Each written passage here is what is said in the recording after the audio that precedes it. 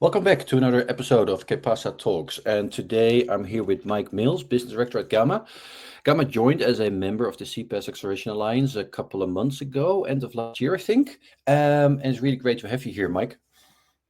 Yeah, thanks, Rob. It's really great to be here. And I think, we've had a long sort of history working with CPaaS providers. So when we found out about your alliance, we thought we had to be part of it because it's a community I've personally been involved in, crikey, for at least 10 years now. So really pleased to be working with you guys and being part of the alliance. Awesome, and it's great to have you because Gamma is an interesting company. Like you're like a 25-year-old startup or something, right? So we talk about that a little bit in the next 10 or 15 minutes. But first, we last talked at Mobile World Barcelona. That feels like months away, but it's really only a few weeks. I'm just curious about your takeaway, your impression from that crazy event, and how it may have changed your perspective on your strategy for Gamma. I mean, first of all, that event has the ability to do that to you, right? It feels like a month in 3 days because of the sheer scale of it. But I think for us, generally speaking, it was a really great event. I think, the real thing about that event is the caliber of the meetings you have. You're dealing with really senior people and having really good engagement. And, for us, it was a great chance to meet customers and suppliers and then work with some of our trade association partners, really on getting messages out there and understanding the lay of the market. I think my sort of takeaway from it was actually that the whole mobile ecosystem is probably the most interesting and dynamic it's been for well over 20 years with all the things going on in it. Yeah. I think there's a lot of change happening right now, and it's really exciting to see that and be part of it. And talking about change, one of the things that you did recently at Gamma is you made a very small acquisition in Germany. So talk about it. Was actually pretty big. One of the larger UCaaS players there, Starface. So it's really interesting to see let's say Gamma is international, but a strong UK presence historically, right? You're almost like the incumbent in the UK in many ways, and now you're moving into Germany, and also you're moving into this UCaaS space much more than maybe you've done in the past. So talk to me about that. Why did that happen, and what's your plans there?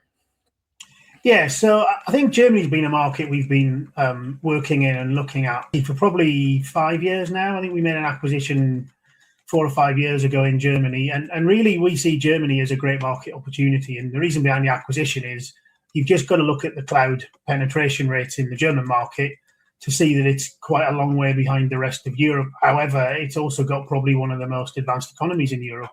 But I think one of the key things we've learned about the German market is unless you're an at-scale German business, you're really not going to be as successful as you could be in Germany. And actually, our CEO has been driving into Germany since he became CEO a couple of years ago because he sees the market opportunity, and he's been really driving this multi-acquisition strategy in the UCaaS space because the German market is gradually getting there on its cloud migration strategy, but it's way behind the rest of Europe.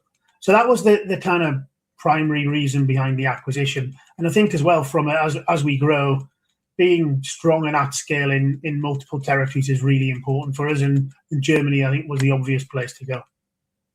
That makes sense. So talking about global presence and aspirations, another acquisition a little bit more than a year ago was Kurver, who are, I don't know how well known they are in general, but they have a global footprint and international number business and traffic and all of that.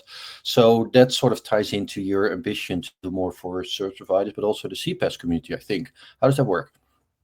Yeah, you're exactly right. So we've been really successful servicing service providers and specifically cloud communication providers in the UK and also globally with UK services. But we always knew that we needed to evolve and grow, and we've got some really major clients in the CPaaS sector. So acquiring Kurver made a huge amount of sense because it gave us access to global footprint and reach, and actually a vehicle to then go and build on top of and industrialize and scale up to allow us to provide wholesale services more globally than just the UK and Europe. And the way I'd look at it, Kurver, and what we're building is it's a wholesale vehicle for service providers and CPaaS providers and UCaaS providers and CCaaS providers to buy wholesale services from us. But it's also the global licensing vehicle we're going to use to underpin all of our own enterprise applications like Operator Connect and WebEx and all of those sort of things.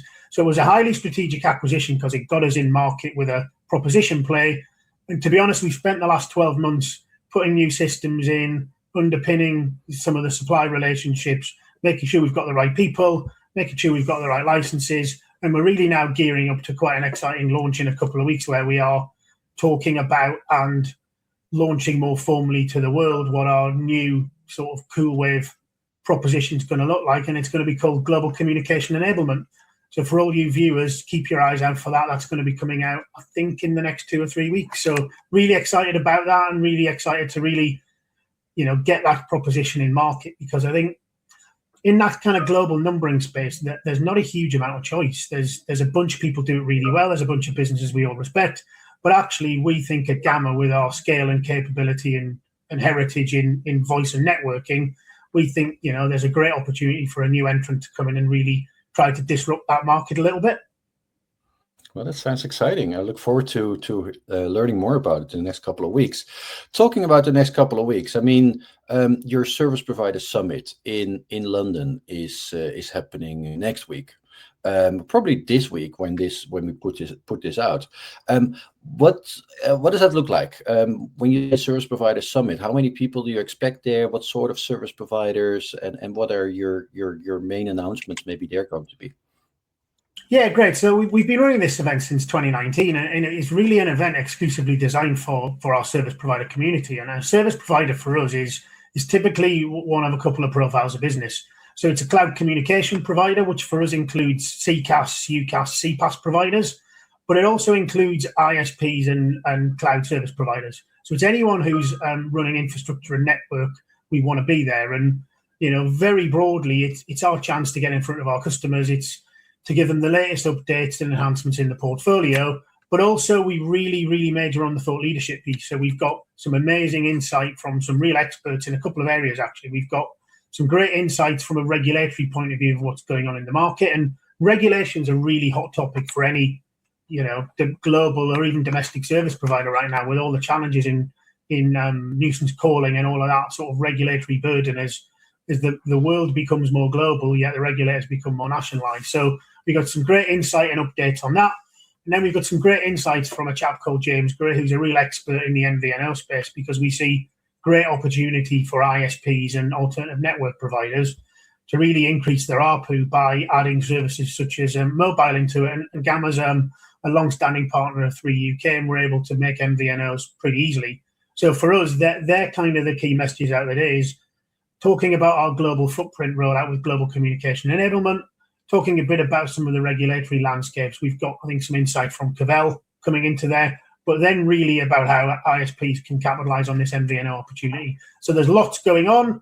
We get about 150 people there, and yeah, really looking forward to it. Spent most of the week writing the slides, but I think we're pretty much there now. It sounds good. I look forward to being there also. And I look to also hearing more the next couple of weeks about all the things that you're now sort of all the integrations and how you're bringing them to market. I think it's really exciting, and the industry needs more of this. One final question, Mike, before I let you get back to your slides.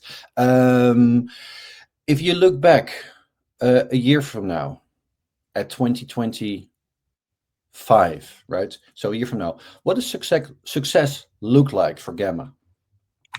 Okay, so I think success from a personal perspective, for my part of the business, success is continuing to scale out our global proposition and footprint, which we're doing at pace in a couple of parts of the world, APAC being one, Europe being another, and really seeing that strategy and plan being executed is sort of number one for me personally. I think from Gamma's perspective, it's really about really getting some of our core propositions from a UK perspective, and our strategic propositions with people like Cisco live in market being successful. And then lastly, it's probably just around making sure we've integrated the things that we've bought, and I think we'll continue to be acquisitive. But really, I think if we can do those three things, it would signal what I think has been a really successful 2025 for Gamma. Well, that sounds good. Sounds like you have enough to do after next week, after you finish your slides. So great for being here with me today, and look forward to hearing more and staying in touch. Yeah, thanks, Robin. Yeah, look forward to seeing you next week. Cheers.